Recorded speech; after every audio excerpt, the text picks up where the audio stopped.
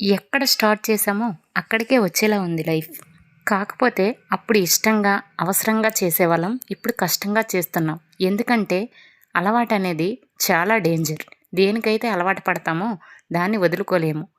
గ్యాస్‌తో వంట చేసుకోవడానికి అలవాటు పడ్డ మనం నడుము వంచి కట్టెల పొయ్యిపై వంట చేయాలంటే కొంచెం కష్టంగానే ఉంటుంది. అయినా కూడా తప్పదు ఇలాంటి సిట్యుయేషన్‌లో. ఎందుకంటే గ్యాస్ కొంచెం అందుబాటులో తక్కువగా ఉంది కనుక కనీసం పల్లెటూరులో ఉన్న వాళ్ళైనా కట్టెల పొయ్యితో వంట చేసుకుంటే మనకే మంచిది. ఇప్పుడున్న ట్రెండ్‌ని బట్టి ఇంటిని రీమోడలింగ్ చేసుకొని కట్టెల పొయ్యి పెట్టుకునే ప్లేస్‌ని కూడా తీసేసి ఇల్లులు కట్టుకుంటున్నారు. కానీ కట్టెల పొయ్యే ఉండే ప్లేస్‌ని అలానే ఉంచితే ఎలాంటి సందర్భంలో ఉపయోగపడుతుంది? సిటీలో కర్రలు దొరకడం కష్టమే కానీ పల్లెటూరులో కొంచెం ట్రై చేస్తే దొరుకుతాయి. కనుక ఇలాంటి సందర్భంలో కట్టెల పొయ్యి వాడుకుంటే మంచిదే.